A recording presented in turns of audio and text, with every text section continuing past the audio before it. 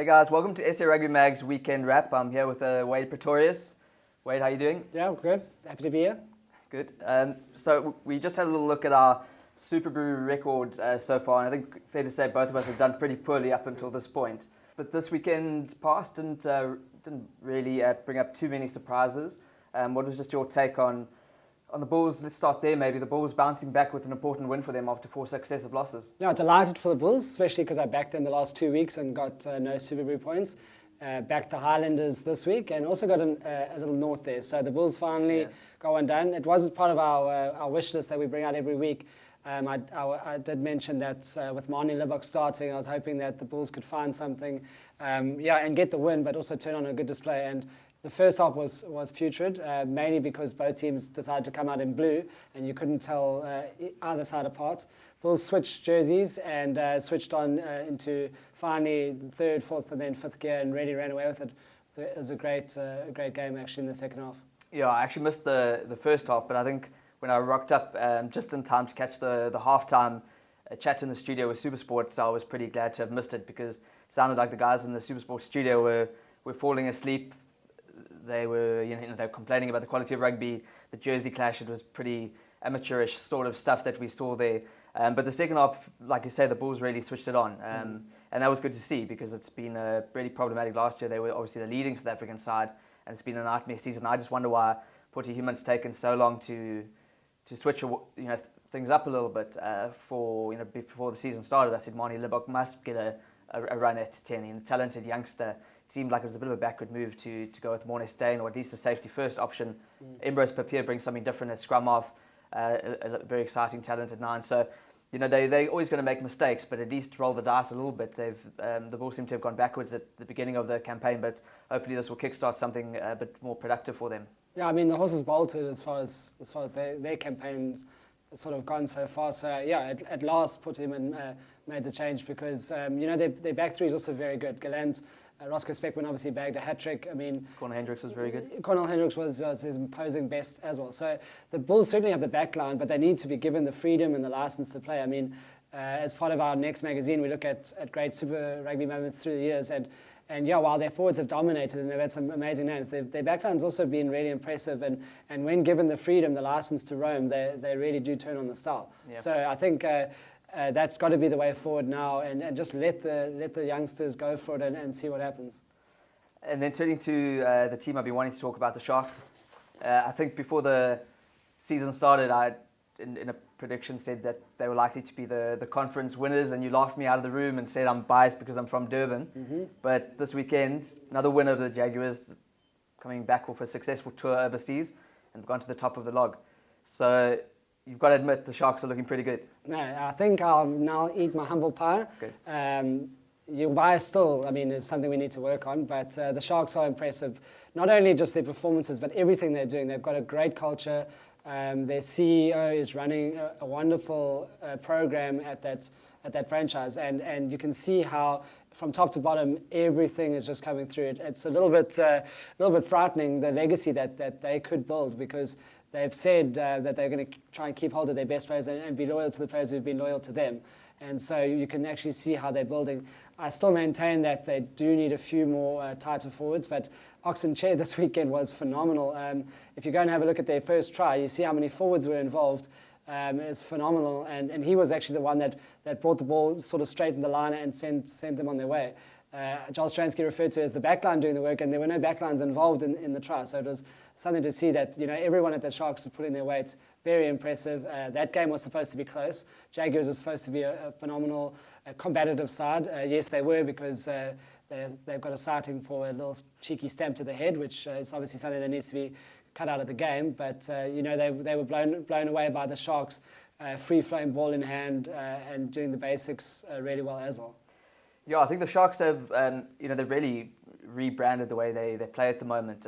You speak of obviously the backline they've got. The guy who's been most impressive to me and to most probably is Apolele Fassi. I think we're going to see him become a Springbok in July when Georgia and then Scotland come here. For me, he's probably the most exciting fullback that we've seen on the local scene for quite some time. He's got all the tricks, all the ability, certainly with ball in hand, but he's also someone who's not afraid of contact. So I think he's really come of age in the first few rounds, and I think he's only going to get better and better. And then, like you say, Oxenchair's been a great addition to the Sharks. They've recruited wisely with the players that they've got in the off-season, none more so than Sigmbo's Noche. And I don't know what your thoughts on Noche are, but I mean, we had an interview that we ran on the website last week where he speaks about the fact he just wanted to get out of his comfort zone. He feels good at the Sharks. The coach is backing him. So he's always had the talent, but now he's got the game plan and the team around him to really express himself, and he's been doing that amazingly. His numbers, and not only in terms of his running meters, try assists, he scored a great try on his own on Saturday, but then to go with that, his defence has been amazing. I think he's missed one tackle out of nearly 50 attempts this whole campaign, so it's been a pretty nuts start for him. Yeah, you can see how he's really thriving in an environment where he feels like he's being honoured as a player, and he's really performing and stepping up. I think the big takeaway with the three players that you mentioned is that under with director of coaching now, Rassie Rasmus and Jacques Nienaber, we're going to see guys like Fassi, Noche and Che really given a good opportunity in the Springbok setup, and probably a nice, easy start to life with the June tour not being such a high-profile one. But someone like Fassi is going to really reap the rewards of Ches and Colby's rise, maybe not in height, but certainly in stature.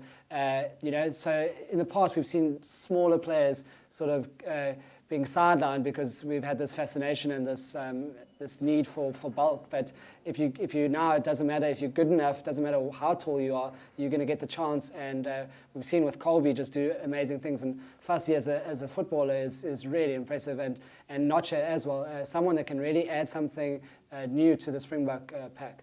Yeah, I think those three that we speak of it's a perfect time for them to come through. I mean, Ox is going to fill the shoes of Beast, or at least he's hoping to do so at the Sharks and the Springbok level, with Beast having retired. At fullback, Billy Leroux is still going to be around for a little bit at 30 years old, but there's been a real need to find a suitable backup, certainly in terms of the local options. So Fassi ticks that box.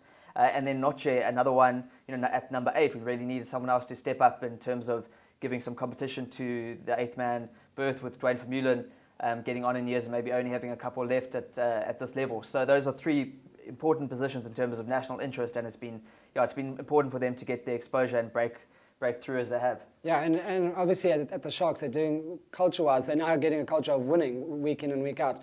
I know that they've got some big games coming up, but these guys are going to be part of a successful setup, and they're going to go into a Springbok setup that really is in one of the best places it's ever been. So it's the perfect time to groom new players, and obviously every side needs competition for places because that breeds excellence and that drives players on. We've seen that with the scrum half battle, we've seen that with our wings, and it's looking so good now where we're developing depth in the front row and at 8, where Dwayne Vermeulen was pretty much untouchable, and he'll still be the favourite, but we're getting big name players coming through strongly. Yeah, let's just touch briefly on the Lions. Probably the less said the better at the moment. For a team that is going through a rebuilding phase, but it's hard not to remember them being almost untouchable in terms of leading the South African way, making 3 finals in a row. Probably very unlucky to not at least bag one trophy during that time. And a team that just looks a little bit unsure of their identity at the moment. The coaching staff has obviously had a change. Ivan van Rooyen there in the head coaching berth. Some questions of whether maybe he's up to the task or whether he's been rushed through to that elevated position maybe too quickly. Certainly questions that have to be answered. They had Swayze de Bruin there last year and there was some stability, but with him having left, it left a bit of a gap in terms of the coaching. And then the squad itself with players of experience and who kind of lived and breathed that Lions culture. They've had a new shake-up with their personnel, and it hasn't quite translated into results, and a heavy loss that they suffered against the Rebels, who haven't looked that flash themselves. So clearly big problems in Joburg. I think they're massive problems. If you look at how they go about trying to conduct themselves over 80 minutes, you can't really see a strategy, and you can only just see problems. They don't know really. Their game management is gone completely out the window. I mean, they've gone through a lot, and it is the real now starting from scratch.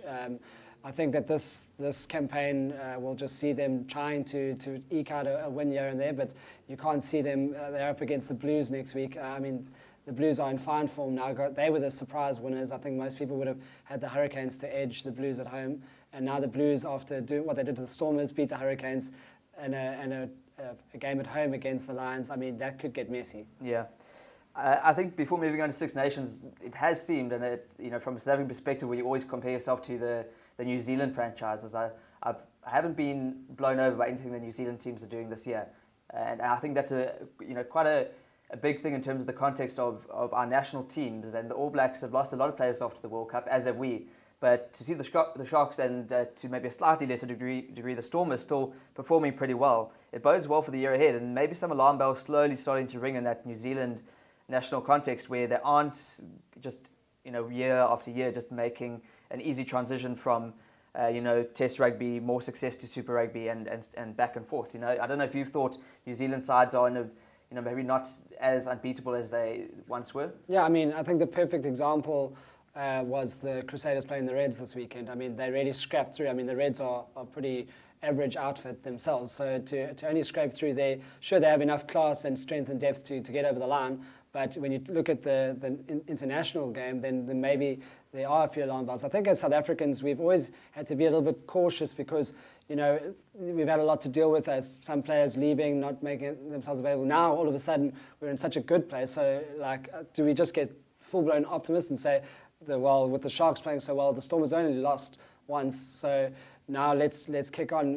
Maybe a small little revival at the Bulls, and all of a sudden the Springbok depth with our overseas players adding, we can go out and really stamp our mark in the international scene over the next 2 years. I know that everything's building up to that Lions tour, and it's hard not to be excited at the prospect of us turning in a really, really good squad and looking unbeatable and hands down favourite for that series. So in New Zealand, it's about time. I mean, they've had so many years of just being the absolute best and setting the pace and setting the pinnacle. Now it's time for the Springboks to really match that and go on a nice little 3-4 year run of matching that excellence.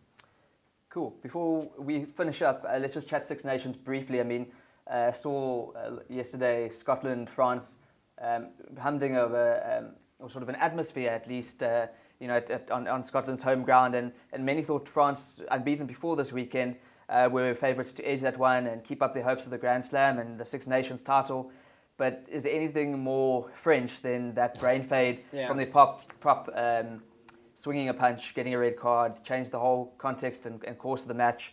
They go on to lose, and now it's probably England as the favourites to claim the title. Yeah, I think England will. I mean, they've got to be installed as the new favourites. Yeah, I mean, that's just France for you.